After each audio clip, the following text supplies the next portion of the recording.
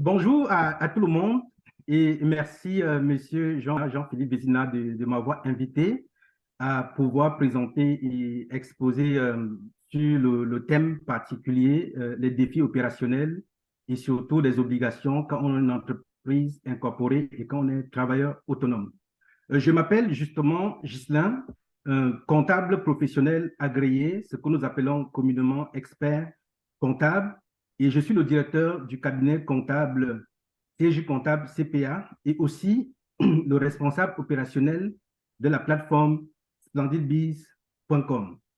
Alors, je vais dérouler avec vous tout à tout les différentes notions importantes sur le thème que nous allons aborder aujourd'hui et j'espère que à la fin de cette présentation, vous aurez un élément de plus qui pourra vous aider à mieux vous adapter et à vous en sortir.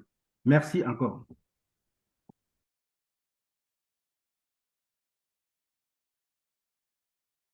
Donc, une fois de plus, je vous remercie et je remercie toute la communauté de Splendid Biz aussi qui doit regarder cette vidéo et surtout la communauté de Jean-Philippe Vézina. Donc, comme je le disais tantôt, notre thème d'aujourd'hui, ce sont les défis opérationnels et surtout des obligations quand on a une société incorporée ou quand on est travailleur autonome. En ce qui concerne les défis opérationnels, nous allons parler principalement de la visibilité des entrepreneurs et aussi la difficulté à obtenir du financement. Et dans le deuxième aspect, nous allons parler de la comptabilité et de la fiscalité. Parlant de la visibilité des entrepreneurs, qui est un défi vraiment principal, force est de constater que quand l'entrepreneur lance son activité, de prime abord, l'entrepreneur pense que c'est quelque chose qui sera facile quand l'idée est claire dans sa tête. L'entrepreneur se dit que l'entreprise va rouler à 100%, mais le plus souvent, le premier défi, c'est la visibilité, soit des produits ou des services. Et en tant que promoteur de la plateforme splendidbiz.com, je me suis rendu à l'évidence que ces entrepreneurs, pour pouvoir développer leur visibilité, s'inscrivent par contre sur tous les réseaux sociaux et passent tout le temps à faire des publications, à envoyer des messages sans avoir de résultats. Et sur ce point-là, voici mes recommandations.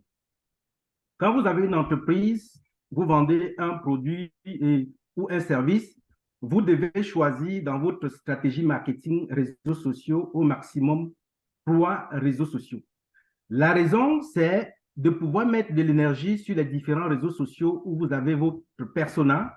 Et votre persona, c'est votre personnage, je peux dire votre clientèle cible, votre clientèle idéale. Et en mettant de l'énergie sur ces 3 réseaux sociaux, vous pourrez avoir des bons résultats. Ça, c'est le premier aspect de la visibilité sur les réseaux sociaux.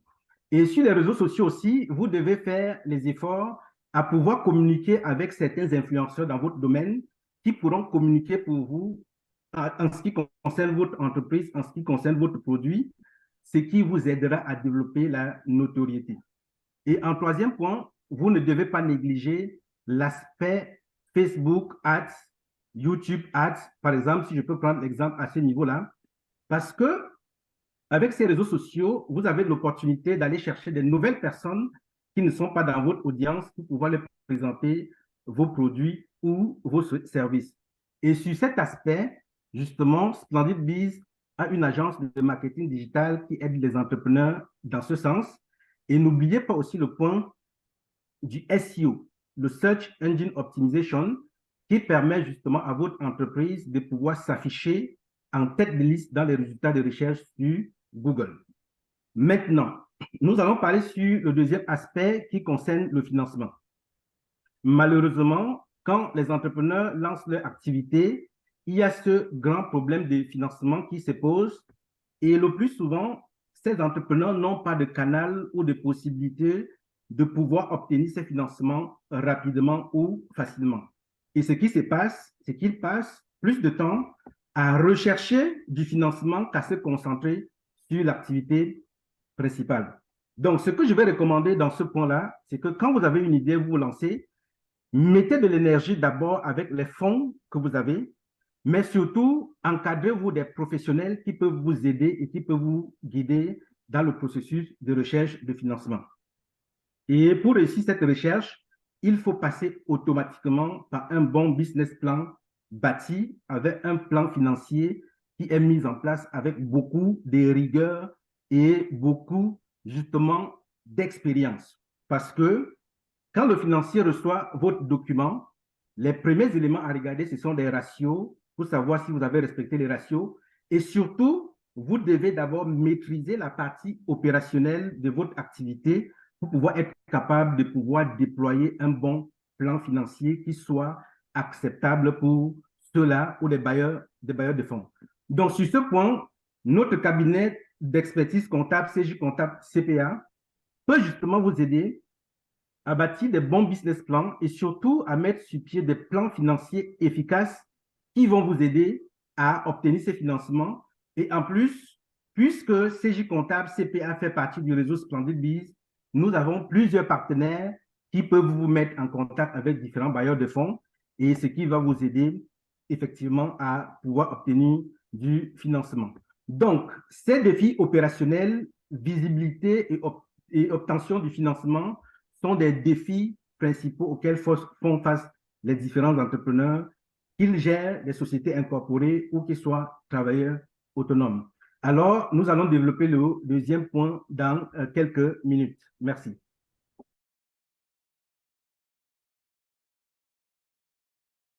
De plus, je remercie Jean-Philippe Vézina de m'avoir contacté pour cette présentation. Et actuellement, nous allons parler des différentes obligations que font face les entrepreneurs qui se sont incorporés et les travailleurs autonomes. Ce qui est constaté sur le terrain, malheureusement, c'est que les différents propriétaires des entreprises incorporées, je commence par là, sont souvent face aux différents défis qu'ils ne maîtrisent pas eux-mêmes et ça aboutit parfois aux différents redressements fiscaux et aux différentes difficultés de ces entrepreneurs.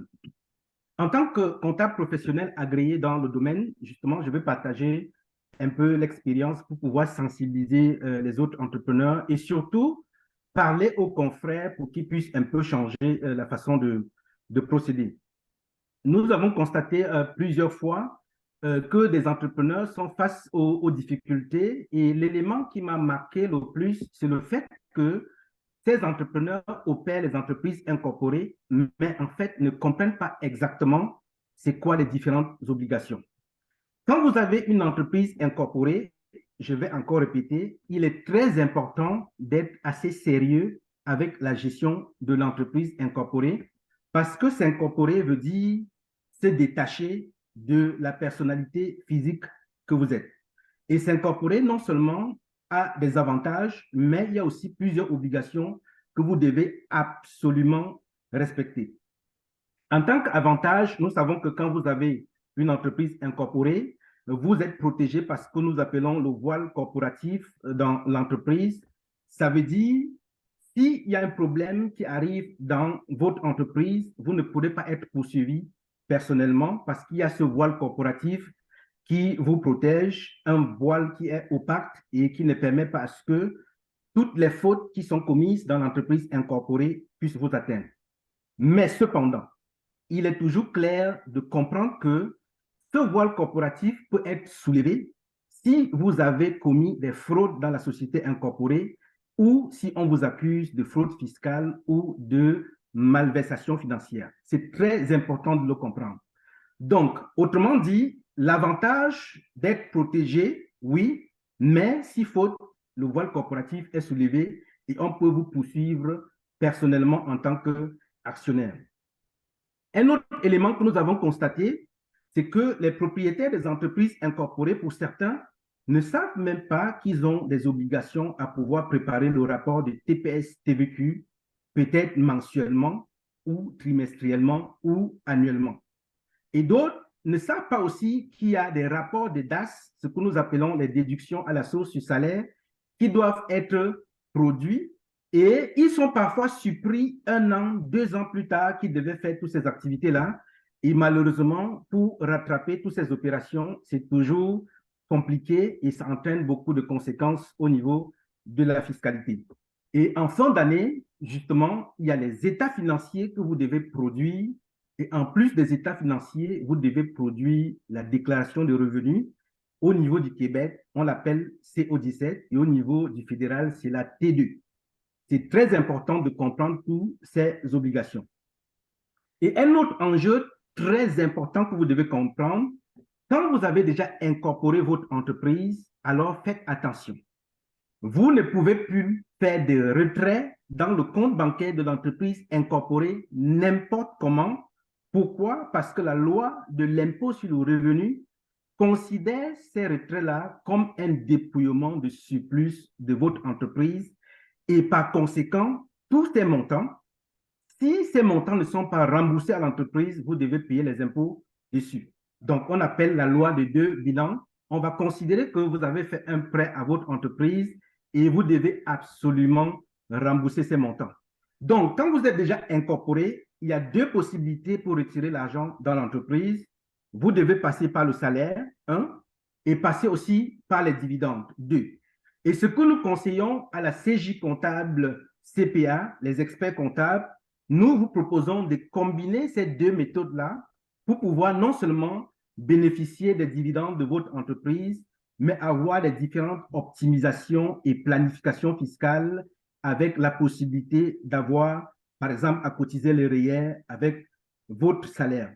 Donc, à partir d'aujourd'hui, soyez assez sensibilisés sur ce sujet-là. Quand vous décidez de vous incorporer, votre personnalité est complètement différente de votre entreprise et surtout, soyez conscient que vous ne devez plus retirer de l'argent dans l'entreprise n'importe comment. Et maintenant, si vous avez par exemple une auto que vous utilisez pour le compte de l'entreprise, il y a toujours des façons d'optimiser. Donc, vous pouvez en savoir plus si vous contactez notre cabinet conseil CJ Comptable CPA au 514-583-0232. Et à ce niveau-là, nous pourrons vous aider à mettre sur pied justement une bonne comptabilité et surtout mieux vous aider, mieux vous guider, mieux vous conseiller et pourquoi pas mettre sur pied une bonne planification fiscale qui sera bénéfique non seulement pour vous, mais aussi pour votre entreprise, pour votre famille dans l'entièreté. Maintenant, j'ai donné les conseils en ce qui concerne justement les entrepreneurs qui ont des sociétés incorporées. Et maintenant, nous allons débrayer sur des entrepreneurs qui sont des travailleurs autonomes.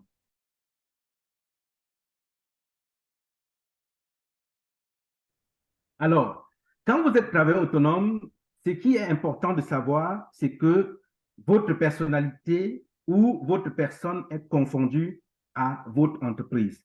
Même si vous mettez un autre nom, VIP, n'importe quoi, sachez que le nom VIP n'est qu'un nom assez transparent parce que vous n'avez pas ce voile corporatif que les sociétés incorporées ont. Et du coup, dans le cadre de l'exercice de vos fonctions, si vous faites des erreurs, on vient vous chercher personnellement.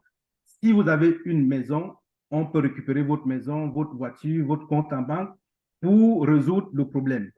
Donc, il est très important d'être conscient sur ces faits-là. Et de deux, sachez qu'en tant que travailleur autonome, si vous vous versez un salaire, c'est peine perdue. Parce que ce salaire ne peut pas être déductible dans votre entreprise et la raison est claire, parce que vous êtes confondu justement à votre entreprise. Et en tant que travailleur autonome aussi, vous n'avez pas cette possibilité de faire assez de planification fiscale ou de reporter de façon légale l'impôt pour l'avenir. Pourquoi? Parce que en tant que travailleur autonome, vous devez payer l'impôt sur tout votre revenu. Prenons l'exemple de quelqu'un qui fait 100 000 $ en tant que travailleur autonome et une autre personne qui fait 100 000 $ en tant que société incorporée. Alors, l'avantage à ce niveau, c'est quoi? En tant que société incorporée, si tu retires juste 50 000, tu auras la possibilité de reporter les 50 000 à une autre année sans payer les impôts jusqu'au jour où tu feras le retrait. Pourtant, en tant que travailleur autonome, tu payeras les impôts immédiatement sur les 100 000. Donc, je vous donne les informations de façon générale et grâce à ces informations, vous pourrez toujours mieux guider votre décision. Et aussi, en tant que travailleur autonome, vous avez parfois beaucoup de dépenses à prendre, mais le plus souvent, force est de constater que des entrepreneurs parfois veulent faire des choses d'eux-mêmes, Mais ce que j'aime toujours conseiller, dans votre domaine de prédilection, oui, vous pouvez vous débrouiller, mais quand vient le temps de parler de la fiscalité, de la comptabilité et surtout de l'expertise, il est toujours très important et je dirais très essentiel de confier vos activités à un expert dans le domaine. Et dans ce sens, justement, la CJ comptable, CPA est toujours là pour vous, toujours à l'écoute et surtout des professionnels aguerris qui savent toujours regarder votre profil et personnalisent les services en fonction de ce que vous faites comme activité et en fonction de votre entreprise.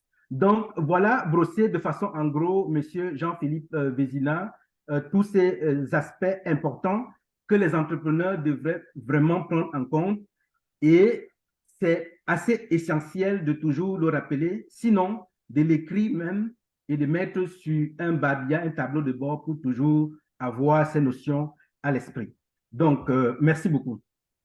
Pour conclure, un autre thème d'aujourd'hui qui était l'entrepreneuriat, les défis opérationnels et surtout les différentes obligations que vous devez connaître si vous êtes incorporé ou travailleur autonome. Alors, je vais résumer en ces termes. Les défis opérationnels, nous avons parlé justement de la visibilité. Et pour être visible, vous n'avez pas besoin d'être sur tous les réseaux sociaux. Vous devez cibler les réseaux sociaux qui sied avec votre entreprise et surtout avec votre audience. Et surtout, étudier votre persona pour ne pas aller dans tous les sens, mettre beaucoup d'énergie et de ne pas avoir le résultat. Et le deuxième élément, nous avons parlé justement du financement. Pour pouvoir réussir dans le financement, il est important de vous encadrer ou de vous entourer par des professionnels dans ce domaine-là, des experts dans le domaine. Et il est très important d'avoir aussi un plan, un business plan assez solide et un plan financier bien établi, des bonnes projections avec des bons ratios financiers. Et maintenant, nous avons aussi parlé, en tant que société incorporée, il y a des aspects sur lesquels vous devez faire attention. Surtout, savoir que vous ne devez pas faire des retraits dans votre entreprise comme si c'était votre compte personnel et penser aux différents enjeux de la fiscalité que vous devez avoir, quelle que soit la région dans laquelle vous êtes au Canada ou à l'international. Il est toujours important de soigner votre comptabilité et surtout d'avoir un œil assez clair, vigilant sur votre fiscalité pour éviter les différents redressements fiscaux dont votre entreprise pourra faire face. Et parfois, ces redressements viennent plus tard et font assez mal dans la trésorerie de l'entreprise.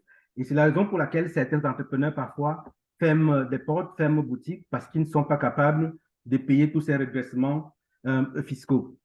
Et justement, avec la CJ comptable CPA, nous pouvons vous aider dans ce sens, que ce soit dans le cadre du conseil, que vous soyez au Canada ou à l'international. Nous pouvons vous aider, vous encadrer dans ce sens dans le domaine du management et ce qui vous aidera justement à respecter tous les aspects essentiels de votre entreprise. Si vous êtes entrepreneur aussi, vous devez, je vous recommande, aller vous inscrire sur la plateforme splendidbiz.com parce que la plateforme donne l'opportunité d'être visible et surtout d'être en contact avec les différents professionnels de la comptabilité. La CJ comptable CPA n'est que la face visible du grand réseau de comptables qui est sur la plateforme. Et nous avons aussi d'autres professionnels, que ce soit des avocats, des notaires et des professionnels variés comme Monsieur Jean Vézina qui m'a invité aujourd'hui pour ce symposium. Et il est vraiment très, très essentiel de rejoindre la communauté parce que c'est par là que nous devons faire des choses différemment. Alors, j'invite aussi toute ma communauté, tous ceux qui me regardent et la communauté de Monsieur Jean Vézina d'aller justement visiter son site web parce qu'il est le coach en développement personnel et il accompagne aussi des entrepreneurs dans la stratégie marketing. Comment est-ce que vous pouvez réussir dans votre stratégie marketing? Il est beaucoup plus spécialisé dans le domaine de l'agroalimentaire, mais il peut toujours agir aussi dans d'autres domaines. Vous qui êtes dans mon audience, n'hésitez pas un seul instant à contacter Monsieur Jean Vézina parce qu'il a des outils nécessaires pour vous coacher en développement personnel. Et c'est parfois ce qui nous manque, nous, entrepreneurs de la communauté afro en général, être capable de comprendre des enjeux, d'avoir une mission, une vision dans notre entreprise pour pouvoir éviter de tourner en rond 1 an, 2 ans, 3 ans, 4 ans plus tard et parfois abandonner un grand projet qui pouvait aboutir. Donc, M. Jean Vézina peut vous accompagner justement dans ce coaching-là et développer votre mindset, votre persévérance. Et le développement personnel est un aspect très important, que vous soyez dans l'entrepreneuriat ou dans n'importe quel domaine. Et je pense que son expertise pourra être très important pour vous. Donc, à la fin de cette vidéo, vous aurez tout le contact de M. Jean Vézina et n'hésitez pas de le contacter parce qu'il est non seulement assez ouvert, mais il est capable d'adapter la méthode selon votre profil. À bientôt pour le prochain symposium et ça sera toujours un grand plaisir pour moi de collaborer avec M. Jean Vézina afin de sensibiliser et surtout aider notre communauté à pouvoir passer à un autre niveau et à faire des choses de façon sérieuse et surtout évoluer, ne pas évoluer en rang dispersé, évoluer main dans la main, nouer les différents partenariats parce que je fais partie de cette école qui comprend et qui connaît que l'enjeu de la croissance et de la visibilité de la communauté noire doit passer par des partenariats et justement par des événements comme le symposium de M. Jean Vézina. Merci beaucoup de m'avoir donné cette opportunité, M. Jean Vézina, d'avoir participé à ce symposium. Et comme je le dis, n'hésite pas toujours de me solliciter quand ça sera nécessaire. Bientôt. Ciao.